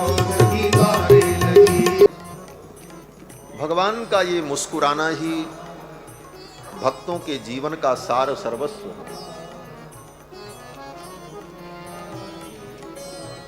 महाराज, हम जो कुछ करते हैं, पूजा करें, पाठ करें, आरती करें, दान करें, यज्ञ करें, पुण्य करें, इसका उद्देश्य क्या होना चाहिए? कभी विचार किया ये क्यों किया जाए? हमको सुख मिले, हमारा परलोक में कल्याण हो, हमें कोई लाभ मिले। बोले यहां तक अगर सोच रहे हो तो अभी सही दिशा में आपकी सोच नहीं। हमारे आचार्य कहते हैं, संत जन कहते हैं कि सारे धर्म कर्मों का एक उद्देश्य है भगवान की प्रसन्नता। बस ठाकुर को प्रसन्नता हो, वह तुम्हारा कर्म सार्थक है और वही दिव्य है। भगवान की प्रसन्नता का प्रमाण क्या है? बोले तुम्हारे आचरण से, तुम्हारी वाणी से, तुम्हारी स्तुति से, तुम्हारी सेवा से ठाकुर मुस्कुराने लग जाएं, भगवान का मुखोल्लास हो जाए। ये भगवान का मुखोल्लास ही भक्तों के जीवन का सार्थक है। भगवान मुस्कुरा दे, तुम धन्य हो। मिथिला की सखियों ने भगवान को व्यंग वचन सुना करके उनका मुखोल्लास किया। अब सबकी अपनी अपनी विधा है। मिथिला के भक्त तो ठाकुर को व्यंग वचन सुना करके ही उनका मुखोल्लास कर देते हैं। और जब भगवान मुस्कुराने लगते हैं, मिथिला की सखियां कहती हैं ऐसे दुल्हा सरकार से हमारी आंखें मिल जाएं, दुल्हा सरकार हमको देख करके मुस्कुरा दें, हम तो तर गए, हमारा उद्धार हो गया। मिथिला की सखियां कहती हैं सिय दुल्हे से नयन जब जूटी, लोक लाज कुल की मर्यादा ताग तड़ातड़ टूटी। नयन जब जूटी सिय दुल्हे से, नयन जब जूटी सिय दुल्हे से, नयन जब जूटी, नयन जब जूटी, नयन जब जूटी सिय दुल्हे से, नयन जब जूटी सिय दुल्हे से, लोक लाज कुल की मर्यादा, लोक लाज कुल की मर्यादा, लोक लाज कुल की मर्यादा, लोक लाज कुल की मर्यादा, ताक तड़ातड़ टूटी सिय दुल्हे से, ताक तड़ातड़ टूटी सिय दुल्हे से, नयन जब जूटी सिय दुल्हे से, नयन जब जूटी सिय दुल्हे से। काल करम भ्रम प्रबल काली माँ, काल करम भ्रम प्रबल काली माँ, काल करम भ्रम प्रबल काली माँ, काल करम भ्रम प्रबल काली माँ, छवि चाकती ली छूटी सिय दुल्हे से, छवि चाकती ली छूटी सिय दुल्हे से, नयन जब जूटी सिय दुल्हे से, नयन जब जूटी सिय दुल्हे से। निज निज रुचियन रूप महासुख, निज निज रुचियन रूप महासुख, निज निज रुचियन रूप महासुख, निज निज रुचियन रूप महासुख, रूपे चतुरे बधू की सिय दुल्हे से, रूपे चतुरे बधू की सिय दुल्हे से, नयन जब जूटी सिय दुल्हे से, नयन जब जूटी सिय दुल्हे से। मोदी अली के प्राण जीवन धन, मोदी अली के प्राण जीवन धन, मोदी अली के प्राण जीवन धन, मोदी अली के प्राण जीवन धन, मोदी अली के प्राण जीवन धन, मोदी अली के प्राण जीवन धन, श्याम सजीवन भोगी सिय दुल्हे से, श्याम सजीवन भोगी सिय दुल्हे से, नयन जब जूटी सिय दुल्हे से, नयन जब जूटी सिय दुल्हे से, नयन जब जूटी सिय दुल्हे से, नयन जब जूटी सिय दुल्हे से, नयन जब जूटी सिय दुल्हे से, नयन जब जूटी सिय दुल्हे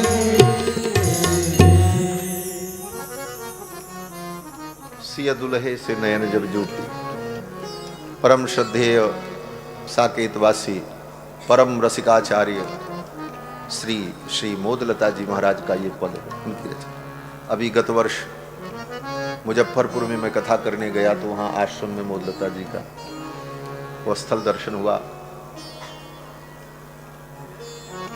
ये विवाह उत्सव की जो दिव्य परंपरा है, परंपरा तो अनादि है, लेकिन इसका विशेष प्रचार प्रसार श्री मोदलता जी के द्वारा हुआ और उन्होंने बहुत सारी रचनाएं की।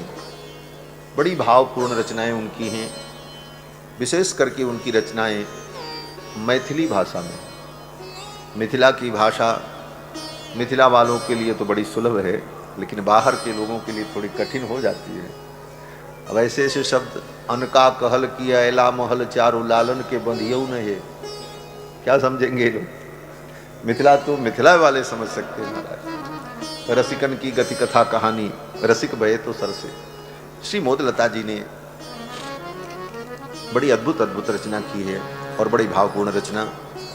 तो भगवान जो दुल्हा सरकार हैं, मिथिलानियां कहती हैं, इनसे हमारा नयन जुट जाए बस,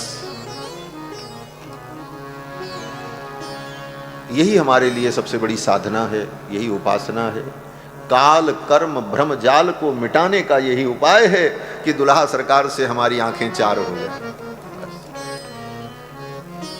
चारों दुल्हा सरकार जब द्वार पर पहुंचे तो सखियों ने आरती उतारी और फिर आरती उतारने के बाद दुल्हा सरकार को भी उतारा। आरती उतारी और उनको भी उतारा। सखियों ने कहा सरकार अब ये सवारी से उतर करके आप पैदल चलो आंगन में, ये सवारी हाथी घोड़ा भीतर थोड़ी जाएगा आंगन में। राम जी ने लक्ष्मण जी की ओर देखा, लक्ष्मण जी ने राम जी की ओर देखा, बोले भैया ये क्या माजरा है। सखियों ने कहा अब इधर उधर मत देखो, उतरना तो पड़ेगा, उतर करके ही चलना पड़ेगा। लक्ष्मण जी ने कहा हम दूल्हा बन करके आए हैं, हम राजकुमार हैं, चक्रवर्ती सम्राट के पुत्र हैं, ब्याह के अवसर पर आए हैं, हम पैदल चलेंगे। सखियों ने कहा सरकार एक बात पूछे। बोले बताओ। सखियों ने कहा सरकार अयोध्या से तो पैदल ही चल करके आए थे, कौन हाथी घोड़ा लेके आए थे? आज सेखी बधा रहे हैं, ये जो कुछ सवारी मिली है सब हमारे मिथिला में ही तो मिली। विश्वामित्र बाबा के साथ तो पैदल ही चल करके आए थे। कथम पदभ्याम यह प्राप्तो किमर्थम कस्यवा मुने, कल जनक जी ने ही प्रश्न किया था। मिथिलानियों ने कहा सरकार आप तो पैदल चल करके आए और यहाँ आने के बाद अब आप सेखी बघार रहे हैं कि सवारी से नहीं उतरेंगे, उतरना तो पड़ेगा। राम जी ने सोचा बात तो ठीक है। दुल्हा सरकार पान खा रहे थे और पहली बार हमारे रघुनाथ जी ने पान खाया, वो भी मिथिला में। मिथिला में तो ऐसे भी पान खाने की बड़ी परंपरा है। मिथिला का सम्मान बोले पान और मखान, यही तो मिथिला का सम्मान है। घर घर पोखर, अब आगे नहीं कहेंगे, पान मखान। जय सिया राम, जय सिया राम।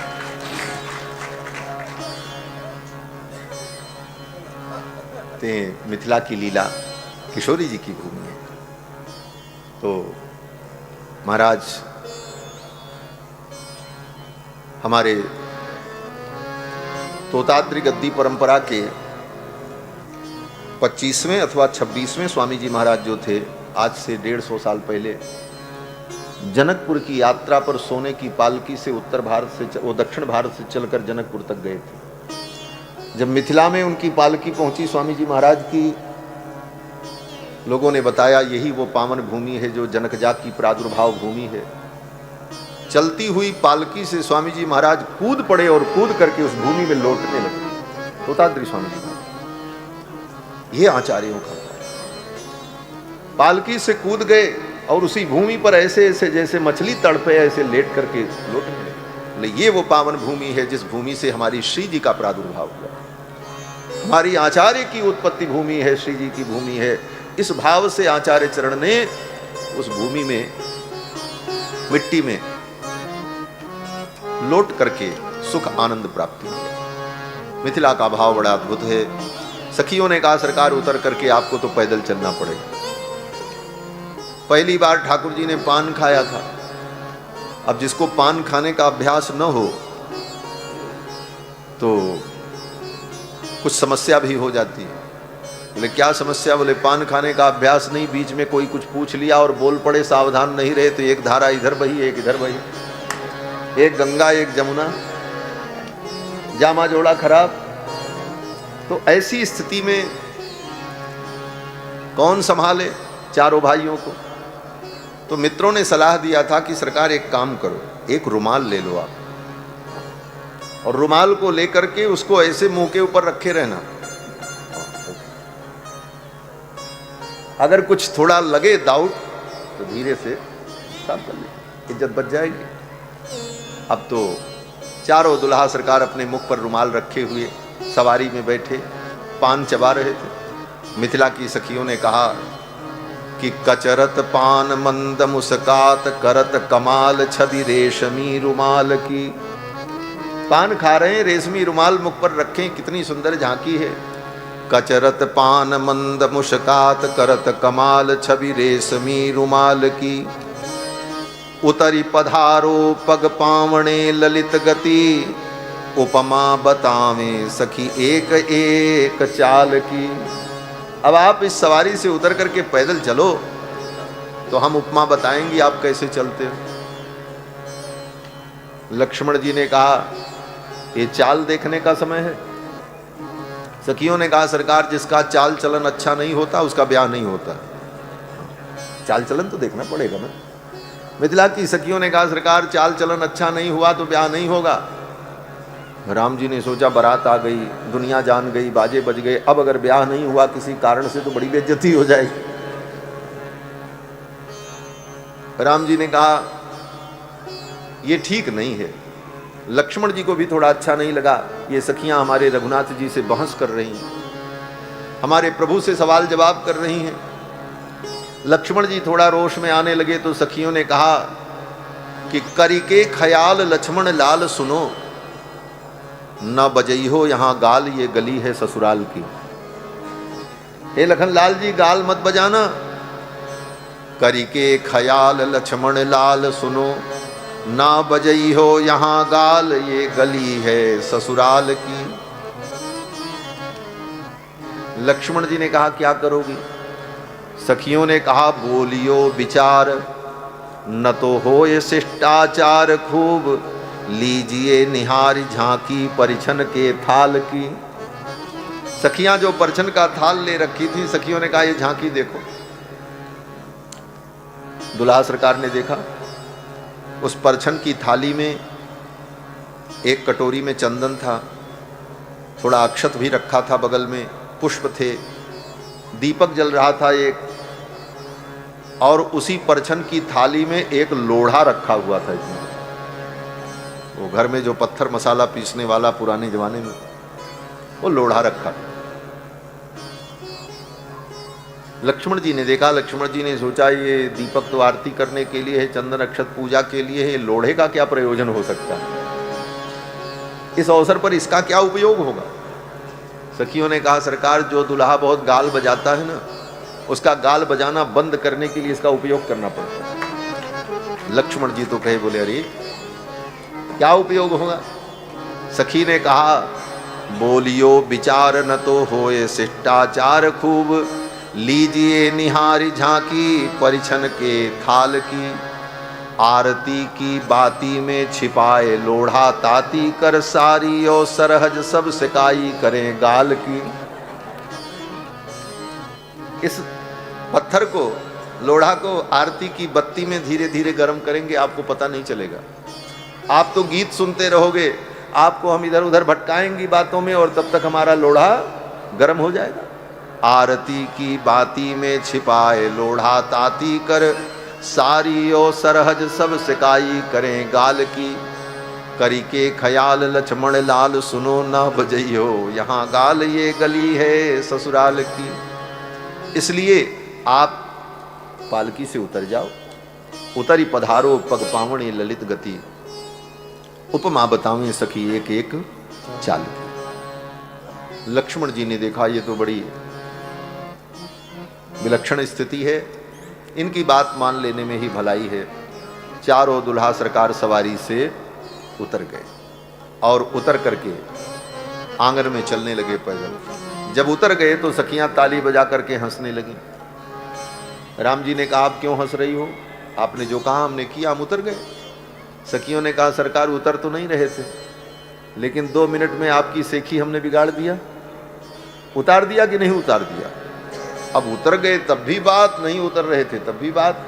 मिथिला की सखियों ने कहा, उतर गई ले हो, उतर गई ले, उतर गई ले हो, उतर गई ले, चारों दुल्हा सवारी से उतर गई ले, चारों दुल्हा सवारी से उतर गई ले, उतर गई ले हो, उतर गई ले, उतर गई ले हो, उतर गई ले, चारों दुल्हा सवारी से उतर गई ले, चारों दुल्हा सवारी से उतर गई ले। गुर को दुल्हा भगत रल सेखी, गुर को दुल्हा भगत रल सेखी, अरे गुर को दुल्हा बघारत रही सेखी, गुर को दुल्हा भगत रल सेखी, ससुराली में सेखी बिसर गई रे, ससुराली में सेखी बिसर गई रे, चारों दुल्हा सवारी से उतर गई ले, चारों दुल्हा सवारी से उतर गई ले, चारों दुल्हा सवारी से उतर गई। गोरकू दुल्हा बघारत रहले सेखी। लक्ष्मण जी थोड़ा सेखी दिखा रहे। सखियों ने कहा, गोरकू दुल्हा बघारत रहले सेखी और ससुरारी में सेखी बिसर गई ले। ससुराली में सेखी जो है भूल गई। और तो और एक सखी ने कहा, इतना ही नहीं, ये छोटे दुल्हा सरकार जो हैं गोरकू, ये कह रहे थे हम अपने भैया को भी संभालेंगे, लेकिन भैया को संभालते संभालते अपने भी संभल गए।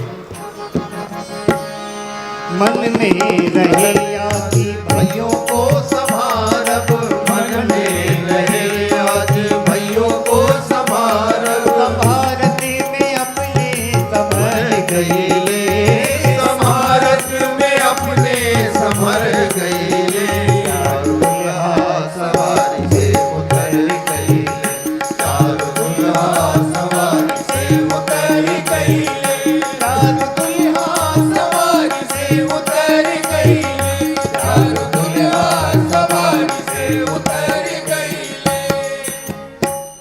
लक्ष्मण जी महाराज को थोड़ा अटपटा लगा तो ये भी मामा जी की रचना है। मामा जी ने सोचा, चाओ लाओ लक्ष्मण जी से ही थोड़ा मनोविनोद कर लेते हैं। सबको छोड़ करके लक्ष्मण जी के ही पीछे पड़ गए मामा जी।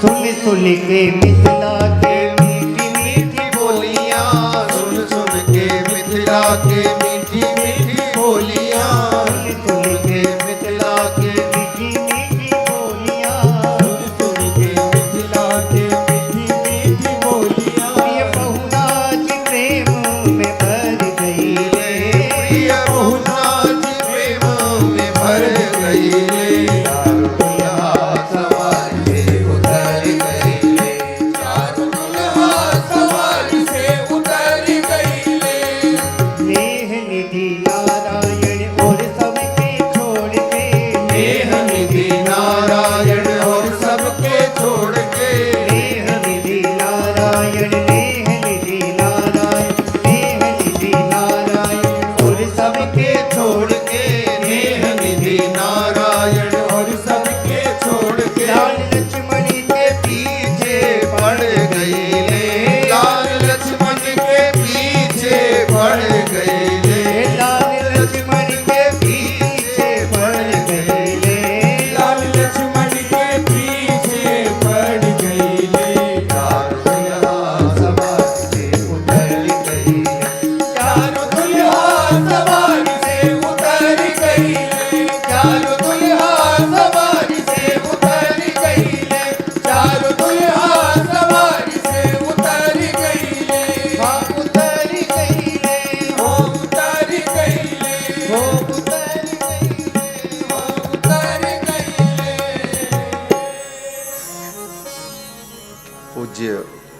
मामा जी का ये भाव है। हम जब विद्यार्थी थे, विद्यार्थी जीवन था, 16-17 वर्ष की अवस्था थी, तो मामा जी अयोध्या जब पधारते थे हमारे पूज्य स्वामी जी के पास, अयोध्यानाथ मंदिर, तो महाराज जी, हमारे पूज्य स्वामी जी महाराज अपने लाल जी की उपासना करते, लाल जी को सदा अपने साथ ही नहीं रखते थे। तो मामा जी जब पधारे तो